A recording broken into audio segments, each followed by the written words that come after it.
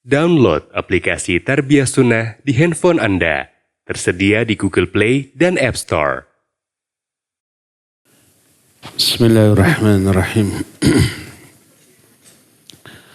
Assalamualaikum warahmatullahi wabarakatuh. Alhamdulillah.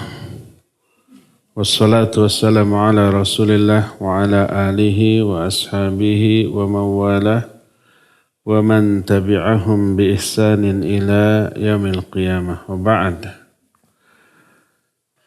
Alhamdulillah kembali kita berjumpa melanjutkan kajian kitab Fiqih Al-Asma'ul Husna. Selasa yang lalu kita sudah menjelaskan salah satu di antara nama Allah yaitu Al-Hayyu dengan Al-Qayyum. Sekarang kita lanjut ke nama yang berikutnya Al-Khaliq dan Al-Khallaq. Bahasa kitanya yang Maha Pencipta. Nama Al-Khaliq dijelaskan dalam banyak ayat dalam Al-Quran. Contohnya surah Al-Hasyr ayat 24. Wallahu la-khaliqul bari'ul musawwir. Dialah Allah yang khaliq, al-bari, al-musawwir. Juga dalam surah Az-Zumar ayat 62. Allahu khaliqu kulli syai'in wa huwa ala kulli syai'in wakil. Dan Allah pencipta segala sesuatu. Dan dia maha berkuasa atas segala sesuatu. Selain khaliq ada lagi dengan bentuk sigat mubalaghah. Yaitu al-khallaq. Al-khallaq maknanya ya maha pencipta. Ada dua ayat. Pertama dalam surah Al-Hijr ayat 86. Inna rabbaka huwal khallaqul alim. Sesungguhnya Rabbmu adalah yang al-khallaq dan al-alim. Dalam surah Yasin ayat 81. Allah berfirman, Bala wa huwal khallaqul alim. Jadi intinya salah satu di antara nama Allah adalah Al-Khaliq dengan Al-Khallaq dengan makna Maha Pencipta. Ada dua makna atau maksud Maha Pencipta.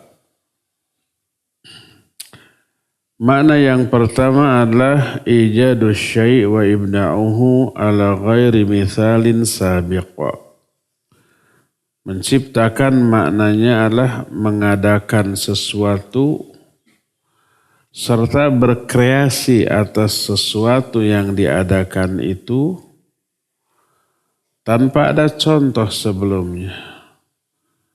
Jadi semua yang Allah ciptakan, makhluk, langit, bumi, planet-planet, jin, manusia, malaikat itu enggak ada contoh. Karena sebelumnya semua makhluk itu tidak ada. Murni hasil kreasi Allah. Tadinya tidak ada, lalu diadakan. Dan mengadakannya juga tanpa mencontoh apapun atau siapapun. Inilah makna menciptakan yang pertama. Surah Yasin 71 Allah menyatakan awalam yarau anna khalaqna lahum mimma amilat aydina an'ama fahum laha malikun. Tidakkah mereka memperhatikan bahwa kami telah menciptakan bagi mereka binatang-binatang dengan tangan kami? Allah menciptakan semuanya itu dengan tangannya. Yang dimaksud menciptakan, mengadakan, padahal tadinya tidak ada, dan berkreasi tentang segala-galanya tentang binatang itu. Fahum laha malikun, dan mereka kemudian memiliki binatang itu. Yang menciptakannya Allah. Dianugerahkan oleh Allah kepada manusia. Lalu manusia menguasai dan memilikinya. Juga dalam surah Al-Qamar 49, Inna kulla syai'in khalaqnahu biqadarin. Sesungguhnya segala sesuatu telah kami ciptakan dengan kadarnya. Yang dimaksud menciptakan, mengadakan, dari sebelumnya tidak ada. Juga dalam surah Al-A'la, alladzi khalaqa fasawwa walladzi qaddara fahada. Allah lah yang telah menciptakan fasawwa, lalu tegaklah ciptaan itu. Walladzi qaddara fahada, dan yang telah mentakdirkan lalu memberi hidayah. Juga dalam surah Al-Furqan ayat 2, wa khalaqa kulla syai'in faqaddarahu taqdira. Allah telah menciptakan segala sesuatu. Lalu Allah tetapkan takdir-takdir atas segala sesuatu itu.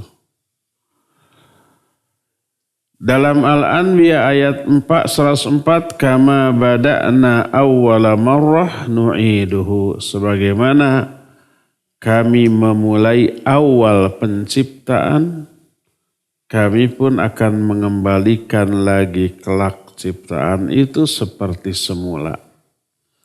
Ini ayat-ayat yang menjelaskan Allah menciptakan dengan makna mengadakan yang tadinya tidak ada dan berkreasi atas ciptaannya itu. Menciptakan dengan makna seperti ini khusus bagi Allah. Makhluk tidak mampu melakukannya. Allah infirad dalam hal ini. Mana infirad? Satu-satunya. Tak ada pencipta lain selain Allah dengan makna mengadakan yang tadinya tidak ada dan berkreasi atas ciptaannya. Ini makna yang pertama. Adapun makna yang kedua adalah dengan makna takdir. Menciptakan artinya mentakdirkan. Arti mentakdirkan itu menetapkan satu ketetapan. Kalau dengan makna yang kedua ini, makhluk pun melakukannya. Apakah makhluk menetapkan? Iya, menetapkan. Menetapkan rencana, menetapkan program, menetapkan cita-cita. Itu makhluk juga iya. Cuma bedanya kalau Allah menetapkan pasti dilakukan secara sempurna. Tapi kalau manusia menetapkan dalam arti merencanakan, kadang-kadang atau seringkali tidak dilakukan. Di cancel, berdoa gitu ya. Seorang penyair menyatakan, wala anta tafri ma khalaqta wa ba'dul qaumi yakhluqu thumma la yafri. Engkau pasti melakukan apa yang engkau ciptakan. Engkau yang dimaksud Allah.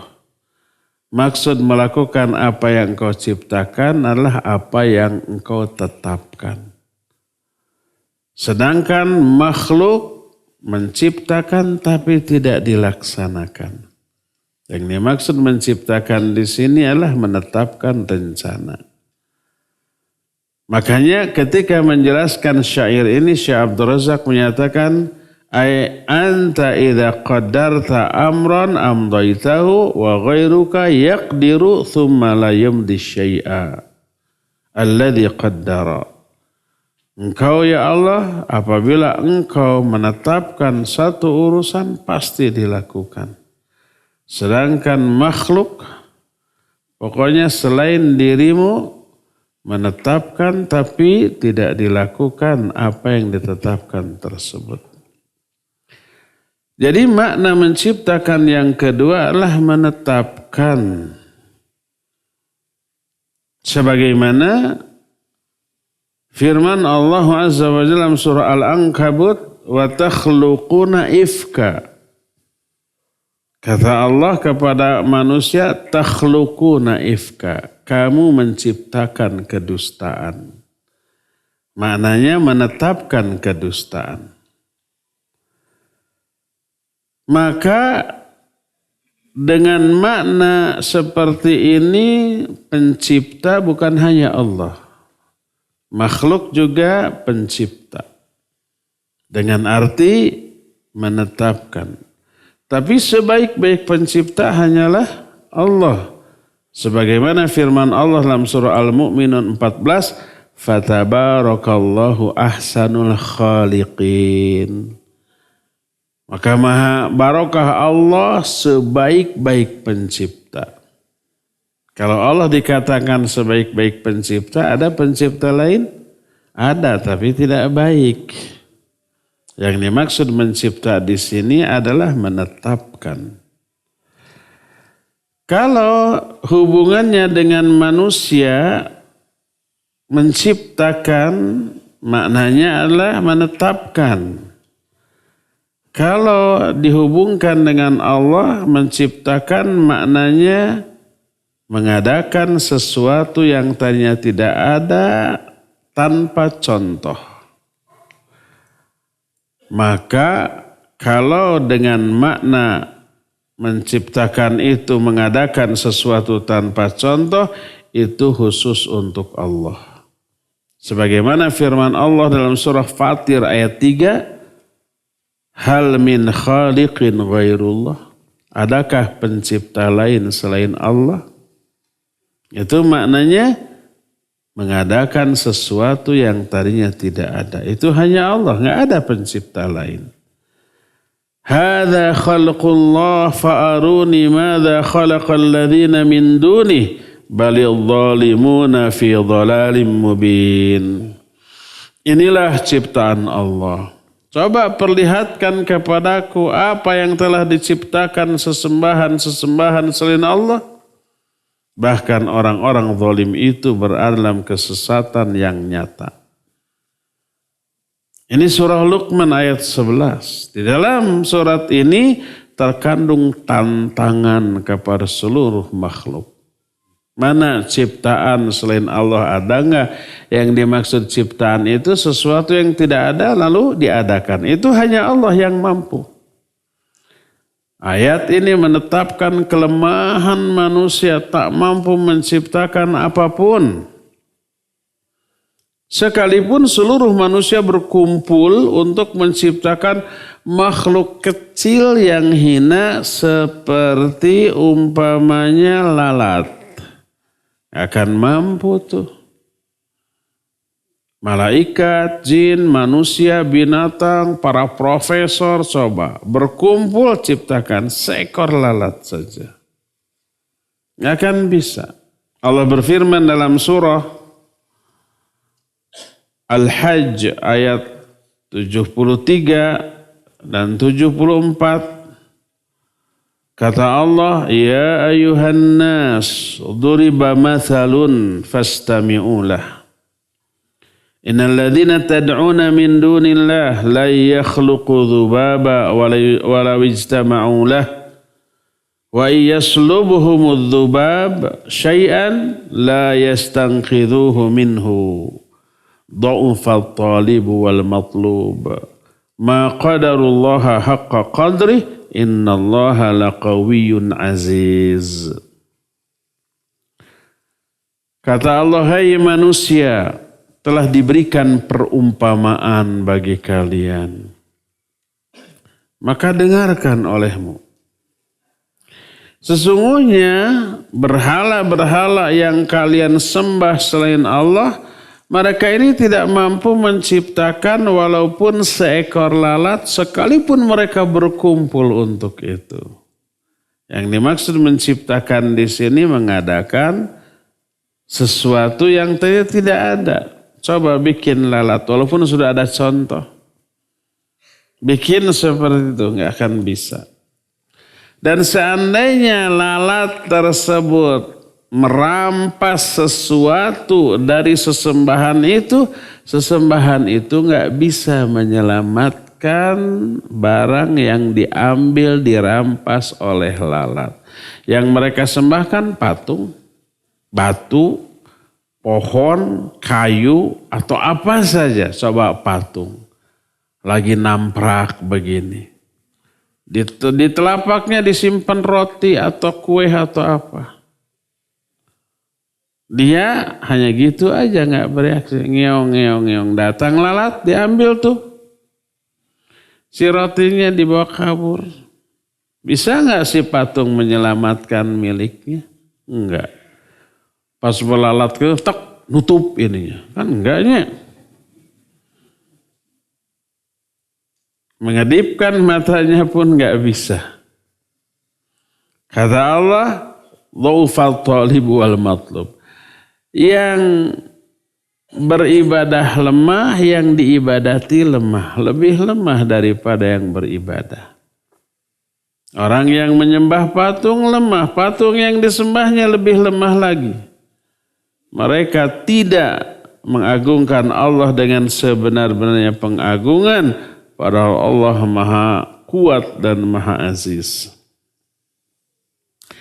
Itu yang pertama. Jadi Allah menciptakan dalam arti mengadakan sesuatu yang tidak ada dan berkreasi tanpa contoh sebelumnya.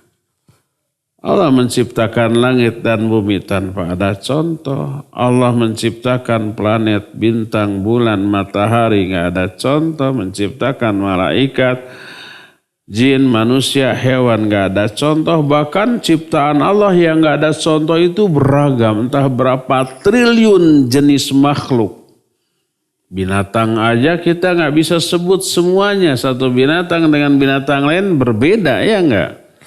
Ada yang kakinya 2, ada yang kakinya 3, ada yang kakinya 4, ada yang kakinya 1000, ya. Bahasa Sundana tinggi itu ada 1000 kakinya. Gak percaya sok itu. Makanya disebut kaki 1000. Ada yang 1, ada yang gak punya kaki. Yang merayap dengan perutnya. Ada yang tidak merayap tapi berenang di air seperti ikan, kaki gak punya, tangan gak. Pokoknya triliunan jenis makhluk yang Allah ciptakan. Kreasinya luar biasa. Itu pertama. Kedua, kalau Allah menciptakan segala sesuatu itu nggak iseng, bukan pengangguran, nggak main-main. Itu pasti ada hikmah dan kebaikan bagi makhluk lainnya. Saya beberapa bulan yang lalu baca artikel kalau di dunia nggak ada kecoa, kehidupan musnah. Saya mikir apa hubungannya kecoa dengan kehidupan kita. Padahal kita mah paling jijiknya. Lihat kecoa ya, kalau akhwat menjerit itu. Lihat kecoa, tapi gak ada kecoa, kehidupan ini hancur katanya. Ah masa sih gitu ya. Dibaca rentetan hubungan adanya kecoa dengan kehidupan kita. Oh iya benar, masuk akal. Saya gak akan bahas, antum mencari sendiri artikel. Panjang tuh. Bukan itu materi kita. Jadi semua yang Allah ciptakan gak iseng. Rabbana ma khalaqta hadza batila. Ya Allah, engkau tidak menciptakan semuanya ini secara sia-sia. Tapi pasti ada hikmah di balik itu. Maha suci Allah dari kesia-siaan.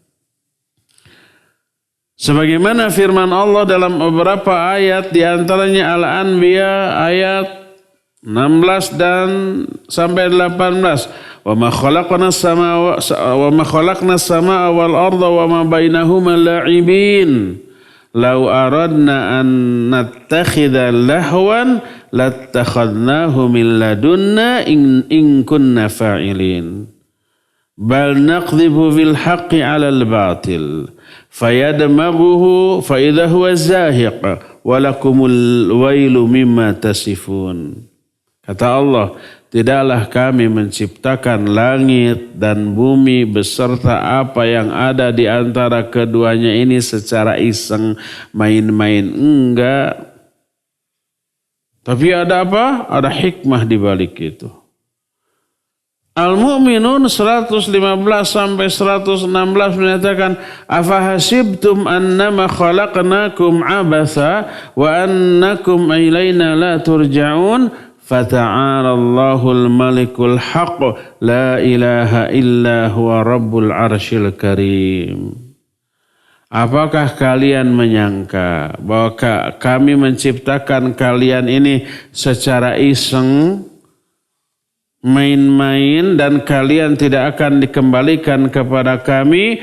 Maha tinggi Allah, Raja yang sebenarnya, tidak ada sesembahan yang hak selain Dia, pemilik arsy yang mulia.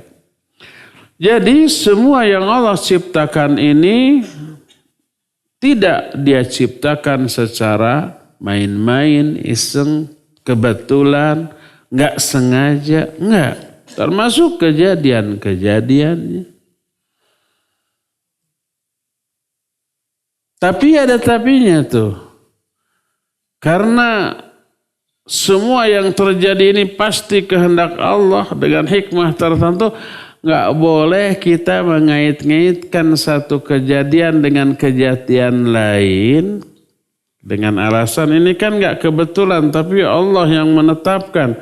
Lalu kita kait-kaitkan padahal tidak terkait.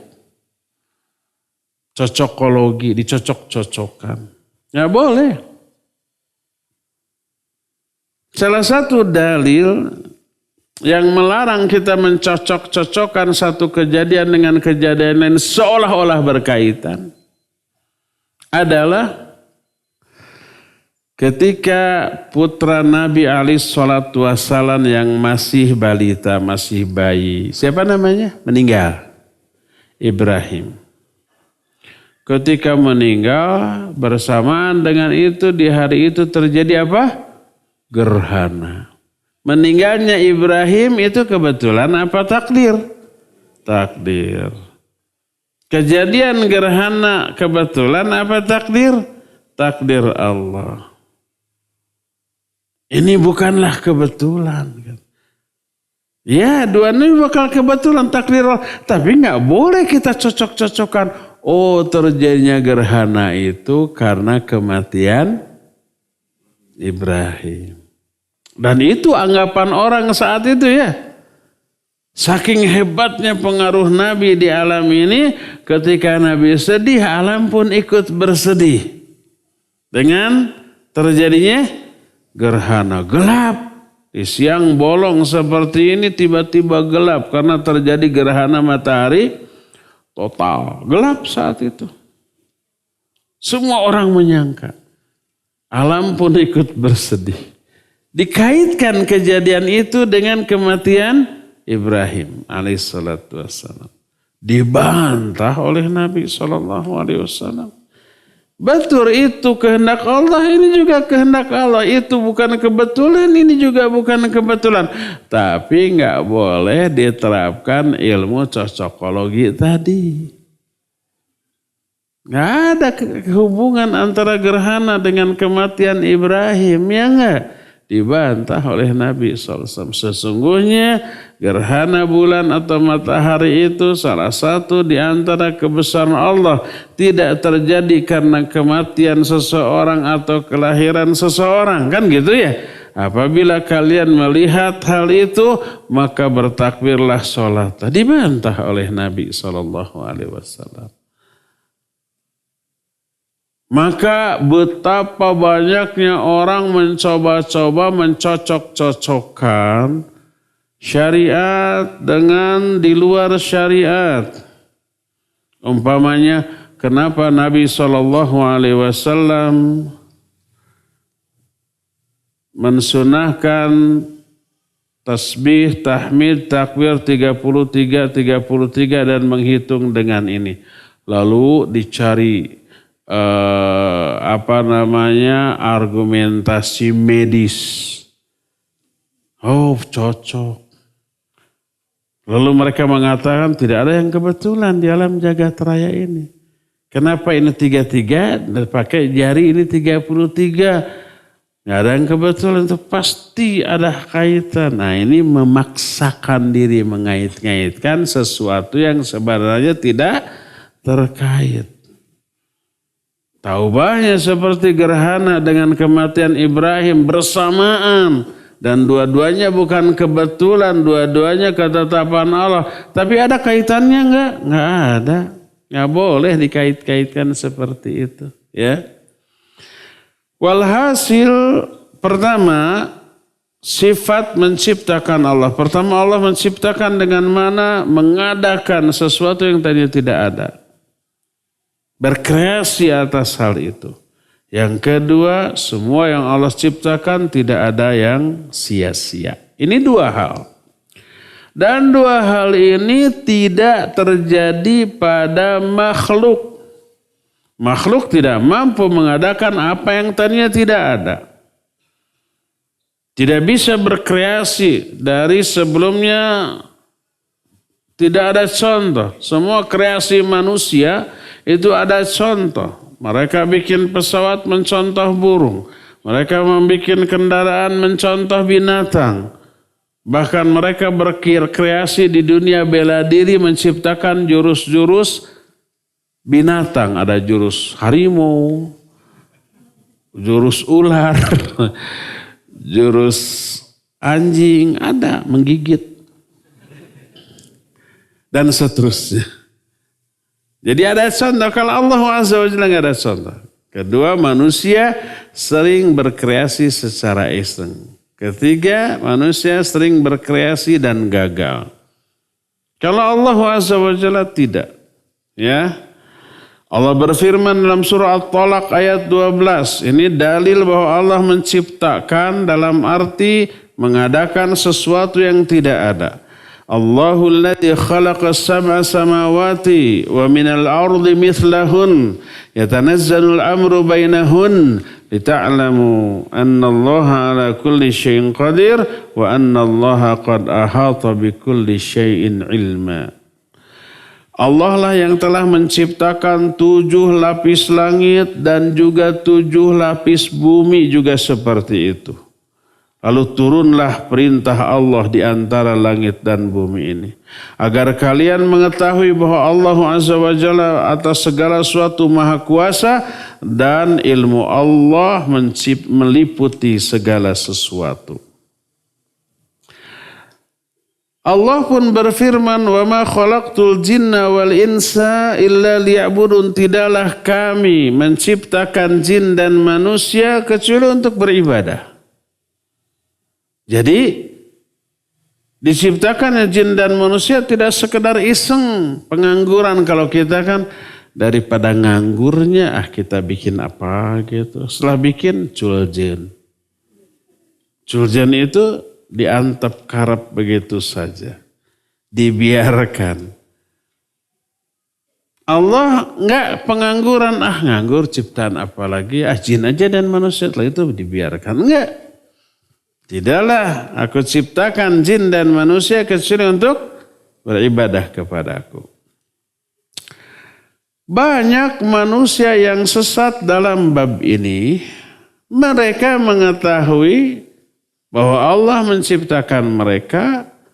Allah satu-satunya tanpa sekutu menciptakan mereka. Allah juga satu-satunya pencipta langit, bumi, gunung, pohon, dan yang lain-lainnya. Tapi sekalipun mereka meyakini hal itu, mereka memalingkan ibadah kepada selain Allah. Kepada Allah ibadah, tapi kepada selain Allah juga ibadah. Iman bahwa Allah pencipta, tapi pas beribadah disekutukan sang pencipta ini dengan yang lainnya. Allah berfirman dalam surah Yusuf ayat 106, "Wa ma yu'minu aktsaruhum billah illa wa hum musyrikun." Tidaklah kebanyakan mereka beriman kepada Allah kecuali mereka berbuat musyrik. Iman mah iman tapi musyrik. Berkata Ibnu Abbas radhiyallahu anhuma, "Min imanihim idza qila lahum man khalaqas samaa'a wa man khalaqal arda wa man khalaqal jibala qalu Allah wa hum musyrikun." Di antara iman orang-orang musyrik adalah kalau mereka ditanya siapa yang menciptakan langit, siapa yang menciptakan bumi, siapa yang menciptakan gunung, pasti mereka menjawab Allah, tapi musyrik. Iman, semua ini Allah yang menciptakan. Tapi pas ibadah kepada selain Allah. Berkata Ikrimah, "Tas'aluhum man khalaqas samawati wal arda fayaquluna Allah, fadzaka imanuhum billah wa hum ya'buduna ghairah." Kamu tanya kepada mereka, siapa yang menciptakan langit dan menciptakan bumi? Mereka pasti menjawab Allah. Itulah iman mereka kepada Allah, tapi mereka beribadah kepada selain Allah. Dalam surah Al-An'am ayat yang pertama, Allah menyatakan, "Alhamdulillahilladzi khalaqas samawati wal ard wa ja'ala adh-dhulumati wan nur thumma alladhina kafaru bi rabbihim ya'dilun." Segala puji bagi Allah yang telah menciptakan langit dan bumi, menciptakan kegelapan dan cahaya. Kemudian orang-orang kafir mengimani semua itu, tapi mereka ketika beribadah berpaling dari beribadah kepada Allah. Berkata Ibnu Abbas, "Yuridu adalubi min khalqil hijarah wal asnam ba'da an aqarru bi ni'mati wa rububiyyati." Kata Ibnu Abbas, maksudnya adalah mereka ini berpaling dariku kepada ciptaanku, baik itu pohon ataupun sesembahan berupa patung, setelah mereka meyakini nikmatku dan kerububiahanku. Orang-orang musyrik mengimani, mengakui kerububiahan Allah dan mengimani juga nikmat dari Allah kepada mereka. Tapi mereka berpaling dalam hal penyembahan. Dalil dalam Al-Quran yang semakna dengan ini banyak. Orang-orang kafir mengakui bahwa Allah satu-satunya pencipta, pemberi nikmat, pengatur seluruh alam. Suatu keyakinan yang mestinya mewajibkan mereka untuk mentauhidkan Allah dalam ibadah dan mengikhlaskan ibadah hanya untuk Allah. Mestinya begitu. Tapi realitanya tidak. Allah berfirman umpamanya dalam Al-Quran, surah Al-Ankabut ayat 61, "Wa la in sa'altahu man khalaqas samawati wal ard wa sakhkhara asy-syamsa wal qamar la yaqulunna Allah." Kalau kamu bertanya kepada mereka, siapa pencipta langit dan bumi? Siapa yang menundukkan matahari dan bulan? Pasti mereka menjawab Allah. Iman tuh. Tapi kenapa mereka berpaling dari Allah dalam hal penyembahan? Allah mengatakan fa'anna yu'fakun. Bagaimana mereka bisa dipalingkan? Dipalingkan dari keyakinan yang mestinya melahirkan penghambaan yang benar kepada Allah. Kalau yakin Allah satu-satunya pencipta langit dan bumi yang mengatur seluruh alam jagat raya dan kehidupan, ini mestinya ibadah hanya kepada Allah. Tapi kok berpaling ibadahnya kepada selain Allah? Maka perkataan fa'anna yu'fakun disebut dengan sebutan taubih, celaan.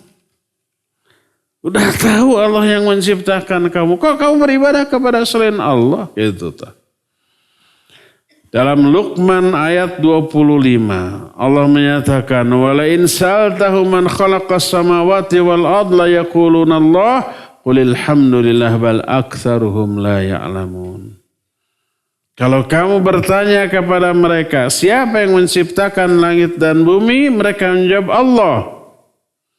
Setelah mereka mengakui Allah satu-satunya pencipta, lalu Allah mencela mereka dengan mengingkari perbuatan syirik mereka dengan mengatakan, ucapkan olehmu ya Muhammad, Alhamdulillah. Nabi Muhammad yang mengatakan Alhamdulillah karena tidak seperti mereka. Segala puji bagi Allah. Tapi kebanyakan manusia tidak mengetahui. Bahkan di dalam surah Rum ayat 40 Allah menyatakan. Ini ayat menjadi dalil bahwa mereka pun meyakini pengatur kehidupan di alam jagat raya ini Allah. Yang menghidupkan dan mematikan. Yang memberikan rizki. Itu mereka yakini Allah. Kata Allah, Allahul ladzi khalaqakum, thumma razaqakum, thumma yumitukum, thumma yuhyikum. Hal min syurakaikum man yaf'alu min dhalikum min syai'. Allah lah yang telah menciptakan kalian, memberi rizki kepada kalian, mematikan kalian dan kemudian menghidupkan kalian. Sebagai seluruh kehidupan Allah yang atur. Apakah sekutu-sekutu kalian, berhala kalian ada yang melakukan semua itu untuk kalian walaupun sedikit? Apakah berhala yang kalian sembah menciptakan, memberi rizki, menghidupkan, mematikan walaupun sedikit? Tidak. Maka orang-orang musyrik pun menjawab tidak. Mereka tidak pernah menyaksikan dan tidak pernah menyatakan bahwa berhala mereka mampu menciptakan sesuatu, memberi sesuatu, menghidupkan atau mematikan. Gak ada satupun satu huruf pun yang keluar dari mulut mereka yang mengisyaratkan itu. Enggak. Kalau ditanya, apakah berhala yang kalian sembah bisa menghidupkan sesuatu sedikit saja? Memberi rezeki sedikit? Tidak. Bahkan mereka meyakini sesembahan itu harus diberi rezeki oleh mereka. Dengan cara apa? Mengirim sesajian barijang coceng acannya. Coceng itu artinya berkurang sedikit pun. Sesungguhnya itu ada surutu, ada kemenyan, ada makanan ini, makanan itu gitu ya, sedikit-sedikit disajikan. Berkurang apa tidak? Oh besoknya habis, gembul ya mbah teh. Apa ada yang begitu? Tidak ada. Ya berkurang sedikit pun. Ada yang meyakini sarinya yang mereka hisap. Katanya begitu. Ini memberikan testimoni bahwa sesembahan mereka harus diberi makanan oleh mereka. Bukan memberi. Jadi ngagawekeun eta teh. Menolong tidak, ngadidiweuh iya. Bahasa Sundana mah lauk buruk milu mijah tuh. Itu enggak ada terjemahan. Maka setelah Allah menyatakan apakah Sesembahan kalian itu mampu melakukan semua itu walaupun hanya sedikit? Dijawab tidak. Subhanahu wa ta'ala amma yusyrikun, maha suci Allah dan maha tinggi dari apa-apa yang mereka sekutukan. Juga dalam Al-Mu'minun mulai 84 sampai 89 Allah berfirman, Qul limanil ardu wa man fiha in kuntum ta'lamun sayaquluna lillah. Qul afala tadhakkarun. Qul man rabbus samawati sab'i wa rabbul arshil azim sayaquluna lillah. Qul afala tattaqun. Qul man biyadihi malakutu kulli syai'in wa huwa yujiru wa la yujaru alaihi in kuntum ta'lamun sayaquluna lillah. Qul fa anna tusharun. Tanya kepada mereka, punya siapa bumi beserta isinya kalau kalian tahu? Mereka akan menjawab, punya Allah. Mereka tahu tuh. Katakan kepada mereka, tidakkah kalian mengambil pelajaran kalau bumi ini punya Allah, sembah hanya Allah, jangan menyembah yang lain. Kan mestinya begitu.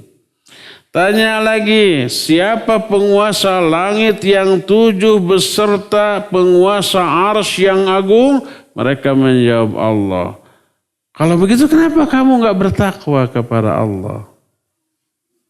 Tanya lagi, siapakah yang di tangannya lah tergenggam kekuasaan segala sesuatu? Dia yang memberikan keamanan dan tidak membutuhkan jaminan. Kalau kalian tahu, mereka akan jawab Allah. Kalau begitu, kenapa kalian bisa tertipu dalam hal penyembahan?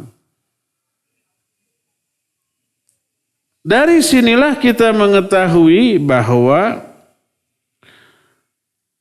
ada orang yang meyakini Allah pencipta, bahkan lebih dari pencipta. Setelah menciptakan, mengatur, memberi rezeki, menjamin segalanya, tapi herannya mereka tidak menyembah sang pencipta satu-satunya tersebut.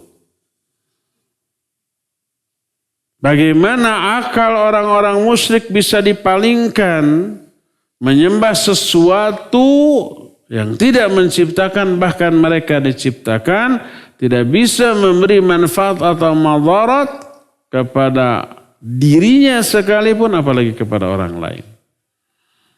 Allah Azza wa Jalla berfirman menyentil pola fikir orang-orang musyrikin dalam surah Al-A'raf 191 dan 192, kata Allah, ayusyrikuna ma la yakhluqu syai'an wa hum yukhlaqun wa la yastati'una lahum dharra wa la anfusahum yansurun.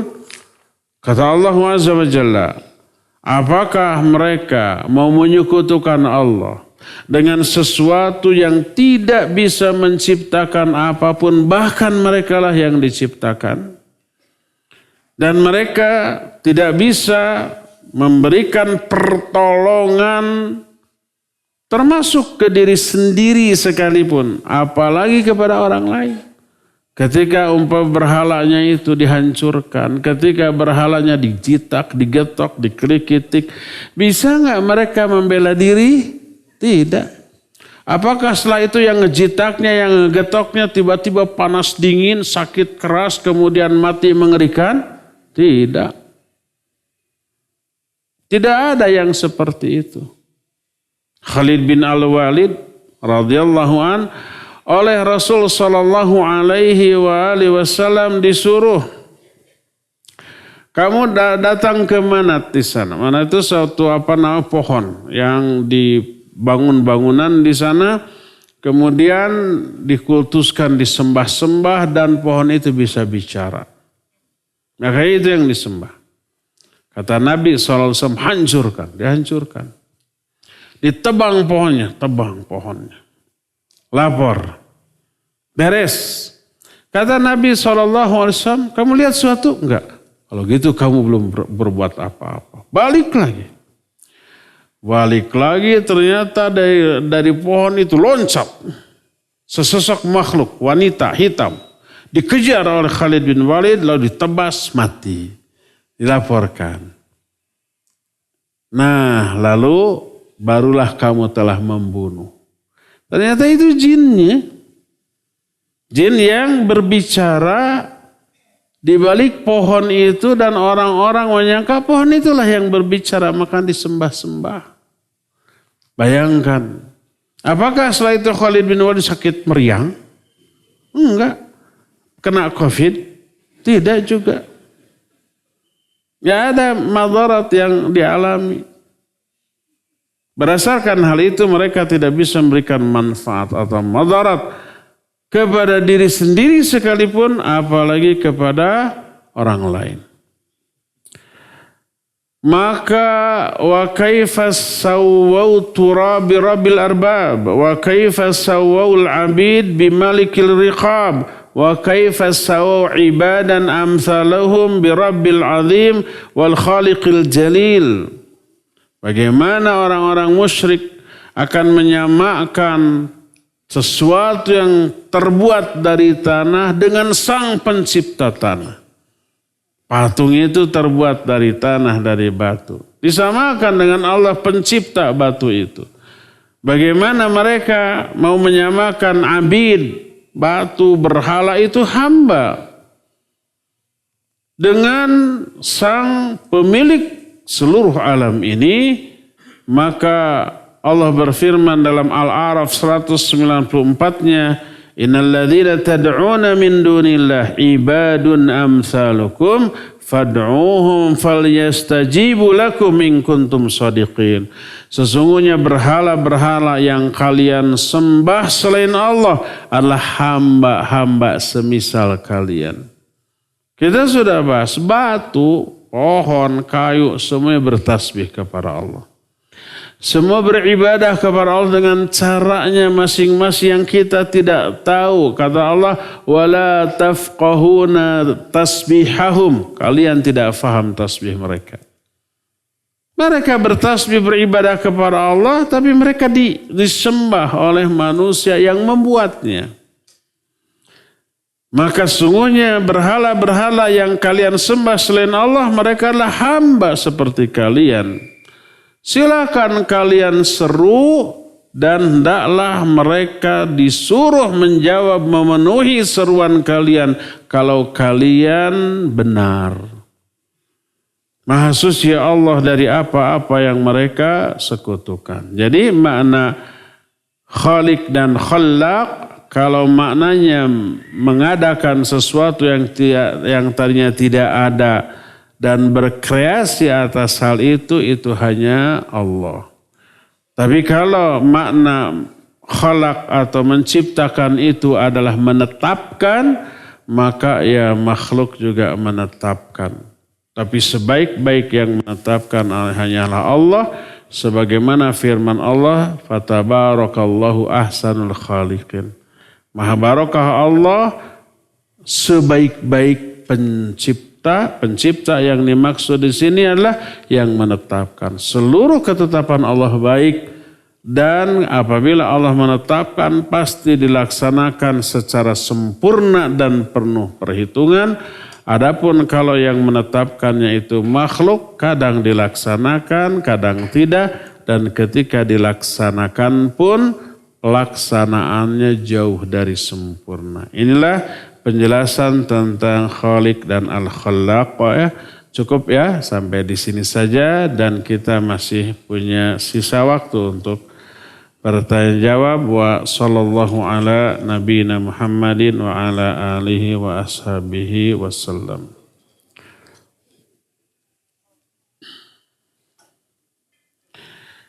Bismillah, assalamualaikum warahmatullahi wabarakatuh. Ustadz, izin bertanya. Bagaimana cara menghadapi orang yang gemar mengutip dan meniru tanpa menyebut sumber, bahkan terkesan mengklaim itu karyanya? Namanya plagiat ya. Plagiat itu adalah menjiplak karya orang lalu diklaim sebagai karya sendiri.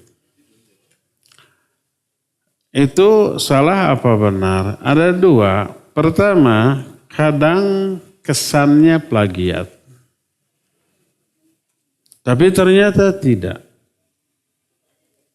hanya isi pikiran orang itu sama dengan orang lain yang seolah-olah dia tiru. Dan ini di kalangan para ulama banyak. Seorang ulama nanya tentang gimana akidah Ahlus Sunnah wal Jamaah begini. Udah dicatat. Nanya ke yang lain gimana akidah Ahlus Sunnah begini. Sama persis. Nanya lagi ke sampai beberapa orang sama persis. Apakah itu plagiat? Tidak. Hanya pemahaman mereka yang sama. Ini salah satu di antara karomah para ulama. Ya, sama pikirannya, bahkan nyaris kalimat pengungkapannya juga hampir sama. Kadang-kadang kita menemukan tulisan para ustadz. Tuh sama, kadang-kadang judulnya aja yang berbeda. Yang pertama, sembunyikan kebaikan kita. Yang lain menyatakan rahasiakan amal solehmu. Sama maknanya? Sama. Isinya ayat dan hadis yang sama, paling urutannya yang berbeda. Atau terjemahannya yang berbeda sedikit tapi intinya sama. Apa itu plagiat? Tidak. Hanya keyakinan pemahaman mereka sama lalu diungkapkan bareng-bareng. Ada sedikit perbedaan dari aspek struktur bahasa, kalimat, redaksional kayak gitulah. Tapi intinya sama. Kalau begitu nggak apa-apa. Tapi kalau umpamanya kita menjiplak murni ya, kemudian diklaim sebagai tulisan kita, ini tidak boleh. Wajib untuk dicantumkan sumbernya.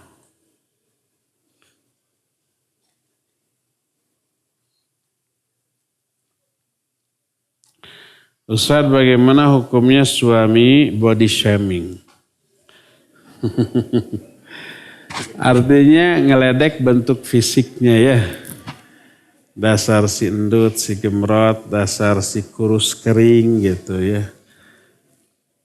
Si pipi bapau. Contoh suka dibilang gendut. Iya. Kalau si orang yang dikatainnya itu tidak suka, itu meledek, itu sukhriyah namanya. Ledekan. Tidak boleh. Allah berfirman, ya ayyuhalladzina amanu la yaskhar qaumun min qaumin asa ayyakunu khairan minhum. Hai orang-orang yang beriman, janganlah sebagian kalian meledek sebagian yang lain, menghina sebagian yang lain. Ya boleh, kalau tidak suka. Kecuali kalau suka, bukan body shaming kalau gitu. Kalau suka memuji ya, badanmu indah banget kayak balon. Lalu suka, saya atau empuk kan, katanya gitu. Jadi senang, itu pujian. Tapi kalau tidak suka maka tidak boleh ya. Kalau diungkapkan di hadapannya itu namanya sukhriyah, meledek. Tapi kalau di belakang orangnya gibah. Termasuk menggibahi bentuk fisik. Ya, dan orang yang dikatai digibahi nggak suka diomongin kayak gitu maka tidak boleh. Itu yang pertama. Yang kedua sadar suami nggak suka ke yang gendut. Coba diet, jangan terlalu RW 06 kalau makan. Tahu RW 06? Rewog. Jadi makan sehari 5 kali, sekali makan 2 porsi minimal. Ya gendut. Akhirnya suami tidak suka. Lalu ketidaksukaannya itu diungkapkan dalam bentuk ngeledek tadi. Ndut, sini ndut gitu. Mungkin dia ingin kurus, coba olahraga. Ya perlu yang berat, jalan kaki 1/2 jam setiap hari. Terus atur pola makan. Kurangi porsinya. Banyak memakan sayur buah. Hindari segala macam keburukan dan kejelekan. Gorengan maksudnya. Padahal enak.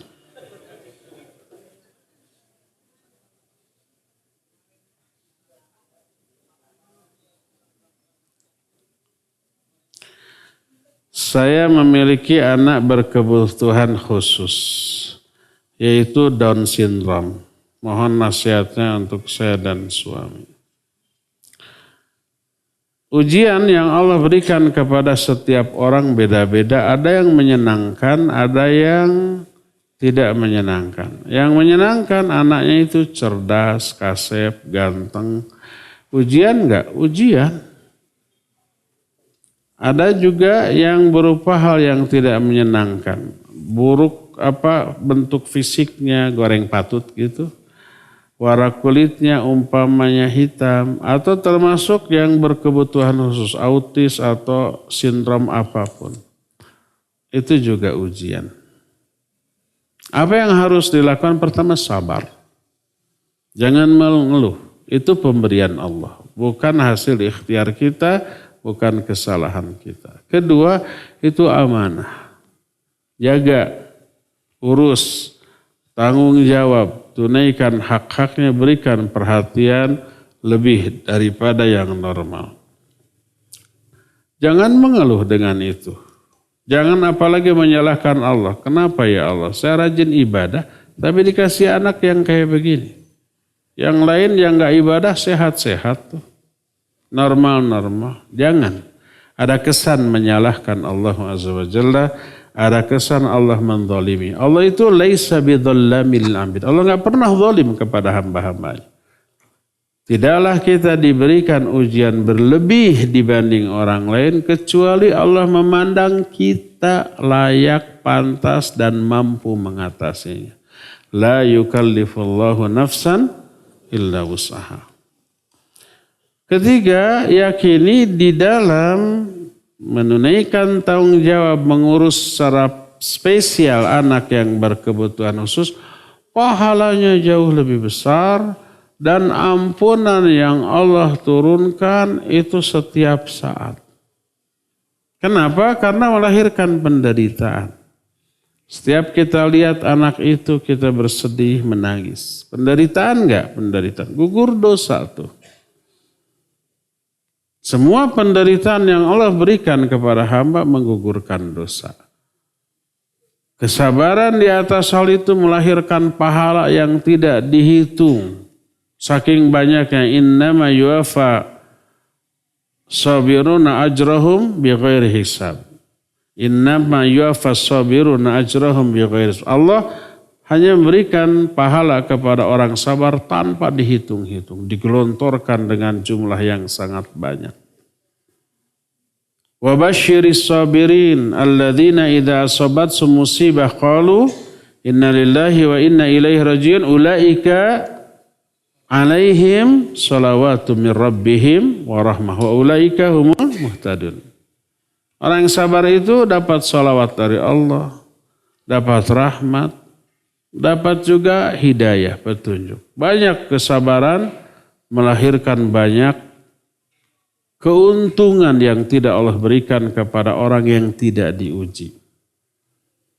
Oleh karena itulah maka orang yang diberi anak dengan kebutuhan khusus, Allah menginginkan memberikan pahala yang sangat banyak atas kesabarannya. Allah menginginkan dosa-dosanya murudul, dihapus terus-terusan oleh penderitaan dan kesulitan mengurus anak ini. Dan Allah menginginkan derajat orang tua ini diangkat. Dunia, akhirat. Saya nggak tahu yang dimaksud dengan Down syndrome itu termasuk yang tidak normal dalam hal berpikir gitu, bertindak, kayak autis gitu. Ya? Hah? Oh, iya berarti itu fungsi akalnya tidak sempurna berfungsi sebagaimana orang normal. Itu seumur hidup dia bagaikan anak kecil. Walaupun sudah dewasa, secara biologis dia udah 20 tahun ke atas. Mati dalam keadaan demikian sama dengan mati ketika bayi. Makanya jangan sampai saya ingin anak saya lucu seumur hidup kayak gitu tuh. Walaupun sudah gede, lucu dan kasih sayangnya tetap kan. Berbeda dengan orang yang normal. Walaupun udah 20 tahun perhatiannya khusus. Kasih sayangnya juga khusus. Dan lucu terus walaupun melakukan banyak kesalahan dianggap lucu aja. Ketika mati anak ini dianggap mati seperti bayi. Dia kelak akan menunggu orang tuanya di pintu surga dan menuntun orang tuanya masuk ke dalam surga. Mau enggak masuk surga dituntun anaknya? Sabarlah ya, insya Allah. Boleh enggak kita berdoa agar dikasih anak yang begitu? Jangan.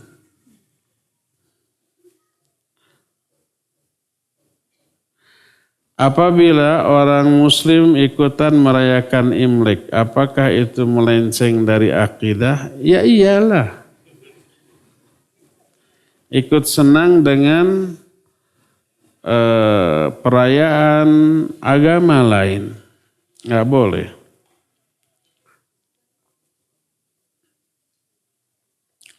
Kalau misal kita menemukan fakta-fakta dari ilmu dunia yang dijadikan hikmah, apakah boleh?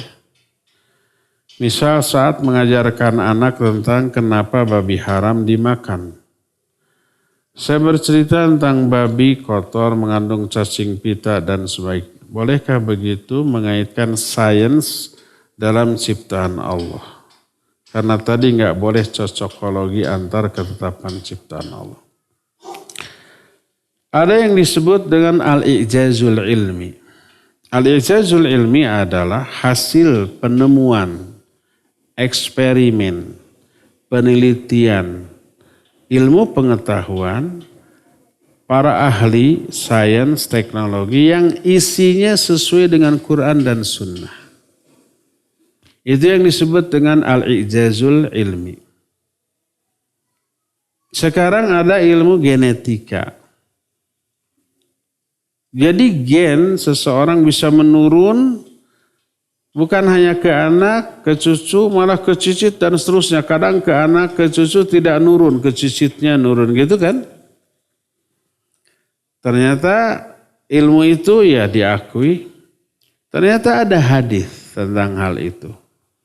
Ketika ada sepasang suami istri yang dua-duanya berkulit hitam tapi kemudian anaknya putih. Sang suami curiga istrinya selingkuh dengan yang berkulit putih. Ya mungkin orang tuanya hitam, anaknya putih kata dia. Datang kepada Nabi SAW lalu dijelaskan. Adakah unta yang kedua orang tuanya hitam atau coklat lalu anaknya berwarna lain? Nah, itu. Ternyata itu adalah hadis yang bercerita tentang ilmu genetika.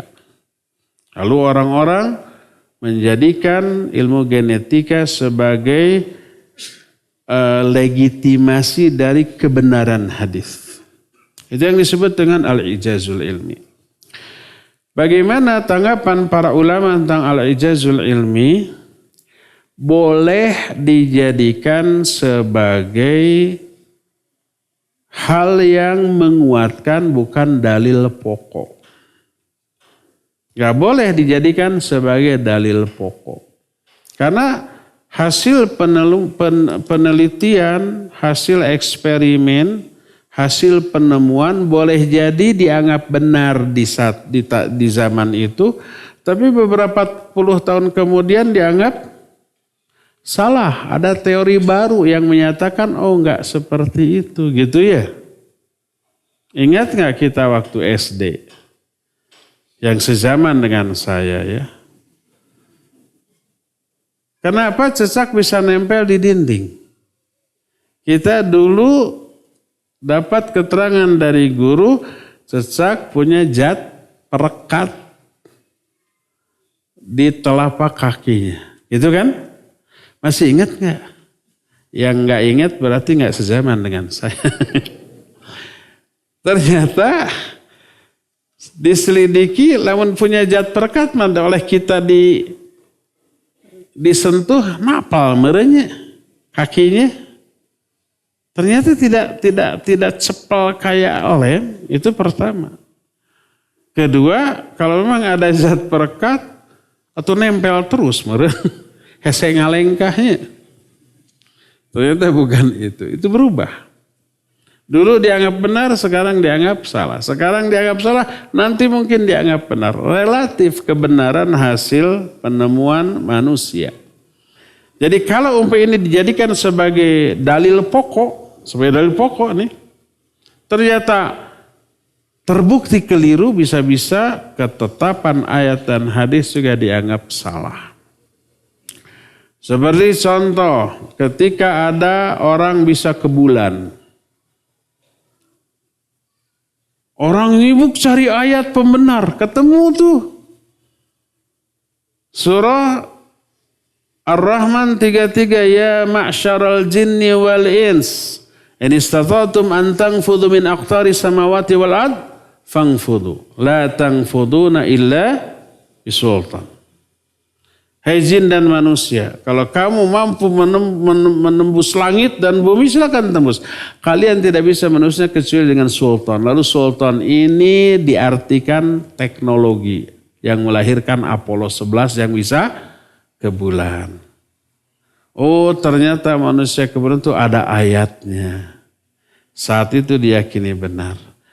Lalu berapa puluh tahun kemudian ternyata berita tentang orang ke bulan bohong katanya, kan gitu ya. Wallahu alam, kita nggak tahu benar. Tapi kalau ini benar bohong, oh berarti ayat itu salah nanti. Apalagi kalau kita lihat tafsir ayat itu bukan orang ke bulan, jin. Kan ini tantangan jin ke jin juga, ya ma'syarul jin wal ins, kelompok jin dan manusia. Jin itu untuk ke langit nggak perlu Apollo 11. Apollo 100 juga nggak perlu. Dia sudah bisa menyentuh langit sejak zaman dahulu tanpa sains. Dalam surah Jin dikatakan, inna kunna lamasna sama, kami bisa menyentuh langit untuk mencuri dengar berita di langit. Dari dulu sebelum ada Apollo tuh, keliru. Itu yang pertama. Yang kedua, sampai ke bulan bukan berarti menyentuh langit. Bulan ke langit tuh, wah jauh kene. Ketiga, ini yang dimaksud menembus langit itu bukan angkasa luar, tapi takdir Allah Azza wa Jalla. Ini berkaitan dengan akidah, bukan dengan sains. Itu pertama. Jadi kalau empat teori tersebut salah, nanti bisa-bisa ayat dan hadisnya disalahkan. Dan hukum bisa berubah seperti ini. Kenapa babi haram? Pertama kotor, yang kedua ada cacing pita. Dan cacing pita berbahaya. Sekarang gimana kalau ada teknologi yang bisa membunuh cacing pita itu? Apa jadi halal? Oh, tetap kotor. Nah, sekarang ada teknologi yang menyebabkan si babi dipeliharanya secara bersih. Dikasih keju makanannya gitu ya. Terus kokojaya nina cai herang gitu. Apakah jadi halal? Nah, sekarang sebaliknya, kambing tuh. Ada cacing pitanya kambing. Terus kebo di lumpur ada cacing pitanya. Apakah jadi haram? Di lumpur itu lele itu. Di lumpur kan apa jadi haram? Tidak. Bukan karena itu. Bukan karena kotor, bukan karena cacing pita. Tapi sudah itu maka ketetapan Allah saja, mau kotor mau bersih itu haram. Yang lain ada yang lebih kotor daripada babi. Tapi tetap halal. Coba umpamanya lele masuk septic tank. Jadi gemuk dan banyak. Dijual di pecel-pecel. Kan ada isu kayak gitu. Dulunya entah hoax entah benar nih. Dan seterusnya ya. Jadi bukan karena itu. Jadi al-ijazul ilmi atau hasil penemuan sains modern gitu yang bersesuaian dengan ayat atau Quran hanya boleh dijadikan sebagai dalil penguat, bukan dalil pokok. Tetap dalil pokoknya ayat dan hadis itu sih menjadi dalil pokok bagi sebuah kebenaran, ya. Wallahu a'lam bishawab.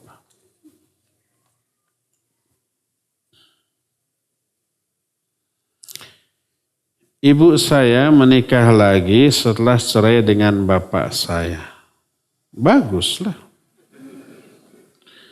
Ketika ayah saya masih ada, beliau menghibahkan sebuah tanah kosong kepada saya dengan disaksikan oleh ibu dan adik saya.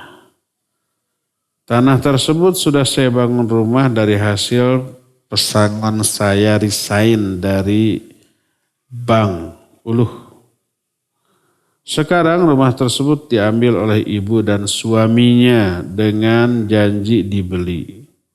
Namun ternyata rumah tersebut dijual kembali kepada pihak tiga tanpa sepengetahuan saya dan sudah 2 tahun ini tidak ada pembayaran ke saya. Tagih aja. Saya dan istri sudah mencoba berbagai cara dan komunikasi dengan ibu dan suaminya, namun mereka selalu mengelak. Rumah tersebut rencana untuk saya beli rumah untuk istri dan anak. Mohon petunjuk saya harus bagaimana. Kalau caranya bukan urusan syar'i, tapi urusan syar'inya adalah orang tua boleh beri hibah ke anaknya selama orang tua masih hidup. Dan benda yang dihibahkan saat itu langsung diberikan dan dimanfaatkan oleh anak. Dengan syarat harus adil. Kalau anaknya 3, 3-3-nya kasih. Jangan sampai ini dikasih, yang lain tidak, nanti timbul kecemburuan. Benda yang dihibahkan gak boleh ditahan nanti kalau saya sudah mati baru diberikan. Itu wasiat namanya. Wasiat tidak boleh kepada ahli waris. Karena ahli waris nanti bisa dapat bagian dari warisan. Tapi kalau hibah selama masih hidup boleh. Selama hidup kasih mobil, kasih motor, kasih rumah boleh. Kasih uang boleh. Tapi hendaklah adil dengan seluruh anaknya. Nah ini sudah dikasih rumah dan sudah diberikan ya. Dan sudah dibangun tadi. Oh tanah ya tadi. Menghibahkan tanah kosong. Tanahnya sudah diberikan, sudah dibangun. Itu murni milik si anak atau orang yang bertanya ini. Apalagi tadi dikatakan oleh ibu dan suami barunya, berarti ayah tiri ya. Akarnya dibeli, cuma tidak kontan dan dikasih. Berarti si ibu dan ayah tirinya berhutang kepada dia. Urusannya itu aja ya. Sekarang gimana caranya? Saya juga nggak tahu. Coba ke pengacara. Coba datang baik-baik ke ibu. Saya juga butuh rumah untuk istri saya dan anak saya, gitu ya. Nah, kalau umpama kita memiliki keluangan rizki, ya sudah hibah saja ke ibu. Itu ibu sendiri kok. Ibu kandung kan? Ibu kandung. Hibah nggak apa-apa. Tapi kalau umpama kita juga butuh nggak punya rumah lain, bicarakanlah dengan baik. Kalau mengelak terus gimana ya? Tergantung. Kita mau habis-habisan dengan cara umpamanya cari pengacara, bisa habis. Bisa kembali, bisa. Tapi nanti hubungan dengan ibu buruk. Nggak baik. Ibunya sakit hati mungkin. Ke ibu sendiri kok gitu ya. Cari jalan keluar yang baik. Win-win solution. Ke ibu enak, ke kita enak. Gimana aja caranya? Wallahu a'lam. Silakan. Ya.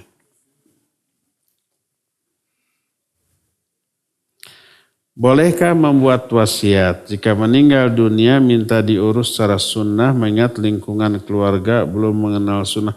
Harus, boleh ya. Apakah di Tarbiyah Sunnah ada tim janaiz yang bisa kami hubungi? Bisa, hubungi saja pengurusnya ya. Kalau ternyata tidak ada, ini sudah berapa puluh tahun YTS berdiri, nggak punya tim. Padahal daurah pengurusan jenazah sudah berkali-kali. Mestinya ada.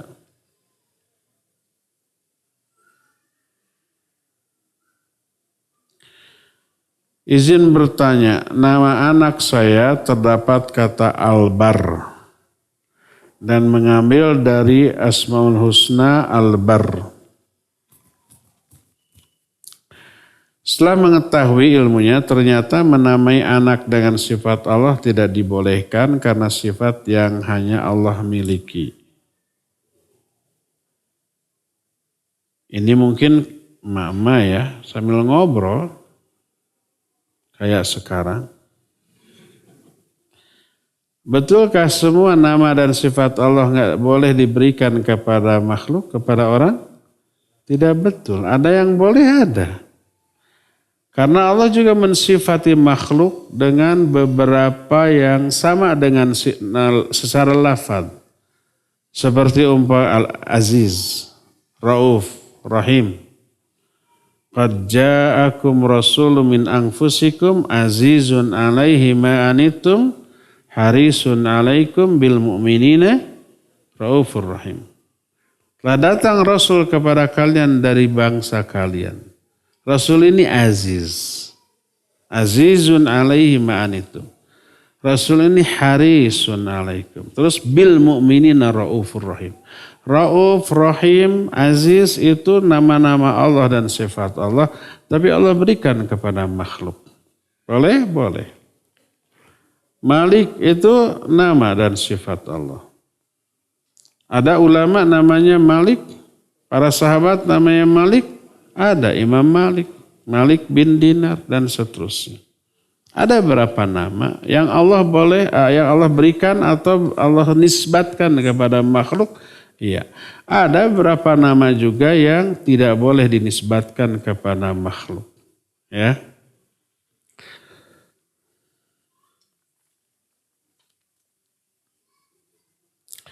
Anak teman Ana dulu pernah menendang sesajen. Terus sakit parah sampai meninggal. Dokter menyatakan anak tersebut tidak sakit apa-apa. Tapi herannya anak tersebut selalu kesakitan. Sehingga orang tuanya mengaitkan dengan kejadian tersebut. Apakah setan bisa mencelakakan manusia? Iya. Ini bukan kasus yang beberapa tahun lalu diberitakan gitu. Kan ada ya yang nendang sesajen kemudian diperkarakan. Ya karena itu bukan wewenang setiap individu muslim. Itu wewenang penguasa. Amanah Nabi SAW kepada Ali bin Abi Thalib dan sahabat lain. Amanah Ali sebagai khalifah kepada orang yang diutus. Kalau ada kuburan, ratakan. Kalau ada patung, itu wewenang. Siapa? Wewenang ulil amri. Bukan tanggung jawab setiap individu muslim. Laporkan, nanti yang berwenang itu yang memberantas semuanya itu. Oleh karena itu nggak boleh kita umpamanya ada sesajian di kuburan kita tendang. Karena madarat, nggak ada manfaat tapi madarat. Tanpa merubah keyakinan kita itu adalah tidak boleh, haram. Kalau ditendang ada manfaat? Tidak ada. Ada madarat? Ada. Apa madaratnya? Pertama kita sakit ketika nendang. Kedua diperkarakan. Dipidanakan. Ya enggak? Ketiga mengundang orang untuk lebih meramaikan sesajian. Kan reaksi orang saat itu apa? Semua orang ya lebih subur lagi.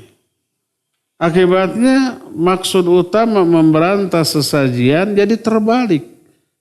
Ingin dihilangkan malah jadi tambah subur. Jadi keliru, salah ya. Nah sekarang apa mungkin jin memberikan madarat kepada manusia? Ya sangat mungkin. Di zaman sahabat ada nggak orang yang mati oleh jin? Ada. Ketika ada seorang laki-laki pulang ke rumah mau bertemu istrinya. Nyampak teh? Begitu nyampak di rumahnya. Begitu datang istrinya sedang di luar. Dia cemburu. Langsung diangkat pedangnya. Kata istrinya lihat dulu di dalam. Ternyata di dalam ada ular. Akhirnya bergumullah sahabat ini dengan ular dan mati dua-duanya. Sehingga sahabat yang meriwayatkan menyatakan saya tidak tahu siapa yang lebih dahulu mati, ular atau sahabat. Ternyata ular itu jin. Makanya para ulama juga mewanti-wanti kalau kita mau membuang air panas ke WC, sebut dulu nama Allah. Amat sangat mungkin di WC ada jin di sana. Mungkin anaknya lagi cingogo, dibanjur sama kita ngagurubuk. Kemudian orang tuanya ngamuk ke kita sangat mungkin terus mengganggu kita. Sangat mungkin kalau umpamanya kasus yang ditanyakan orang yang nendang sesajian kemudian sakit. Sangat mungkin di sana ada jin mungkin. Kesalahannya di mana? Pertama tadi. Yang kedua dia tidak bismillah, menyebut nama Allah. Ada orang, ini kisah nyata tapi nggak akan saya sebut orangnya. Malam-malam lewat kuburan. Kuburan itu terang benderang dan bersih. Jadi tidak pika keengen gitu. Dia lewat aja. Lupa nggak baca doa masuk kuburan. Nggak baca doa a'udzu bikalimatillahi tammati min syarri ma. Batu pika keengen itu. Sampai di tengah kubur gitu. Ada sesuatu yang seperti kesemutan gitu. Berat nafas ngos-ngosan, berat nafas, berat langkah. Mungkin ada jin yang lagi ngerumpi di sana kayak emak-emak sekarang. Mungkin ketendang atau gimana. Kadupak gitu, ngamuk. Seperti itu. Dia merasakan. Sampai gak bisa ngomong. Akhirnya dia meruqyah sendiri. Gak bisa baca ayat kursi. Gitu. Setelah fokus tiba-tiba bisa ngomong langsung dikeraskan. Bacaannya langsung brung. Hilang. Ya sangat mungkin, ya sangat mungkin. Jadi kalau mau sebut dulu nama Allah, ta'awudz kepada Allah Azza wa Jalla. Ya. Terakhir, apa hukumnya mengganti barakallahu fi umrik menjadi barakallahu fik pada saat ada yang ulang tahun? Dengan niat perhatian dan tanda sayang kepada orang tua dan saudara kandung. Masa menyayangi orang setahun sekali? Harusnya setiap sehari beberapa kali barakallahu fi umrik, barakallahu fik. Tiap hari masa mendoakan barokallah hanya setahun sekali. Itu yang pertama. Yang kedua momennya itu loh. Tidaklah dia mendoakan dengan doa spesial. Di momen itu kecuali dia menganggap momen itu momen sakral, momen spesial. Bukan sekedar doanya. Tidak menjadi kalau doanya diubah, kalau ucapannya diubah dengan doa bahasa Arab menjadi sunnah.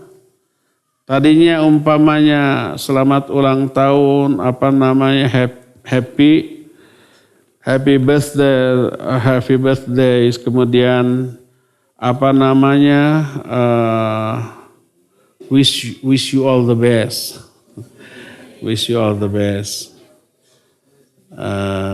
dan seterusnya. Itu kan tadinya pakai bahasa Inggris, pakai bahasa Indonesia, semoga panjang umur. Dirubah menjadi bahasa Arab, barakallahu fi umrik, seperti itu. Jadi istilah tidak mengubah hakikat. Hakikatnya adalah mensakralkan hari ulang tahun. Dan itu adalah ritual orang-orang di luar Islam. Tidak menjadi Islami hanya karena doanya diubah ke bahasa Arab, enggak. Wish you all the best dengan barakallahu fik. Oh jadi Islami nyunnah. Tidak. Oleh karena itulah maka sekali lagi adanya penghususan doa di momen itu menunjukkan mensakralkan momen itu. Itu yang di garis bawah ini. Maka tidak boleh ya. Silakan ucapkan barakallahu fik, barakallahu fi umrik wa amwalik wa jahik dan seterusnya sesering mungkin tanpa ada penghususan waktu di momen tertentu ya. Jadi kalau ada penghususan berdoa di momen tertentu maka itu tidak boleh karena mengandung pengkhususan kepada waktu tersebut. Dan ini yang terlarang. Cukup ya, sampai di sini saja. Subhanakallahum bihamdik. Asyhadu an la ilaha illa anta. Astaghfiruka wa atubu ilaik. Walhamdulillahi rabbil alamin. Wassalamualaikum warahmatullahi wabarakatuh.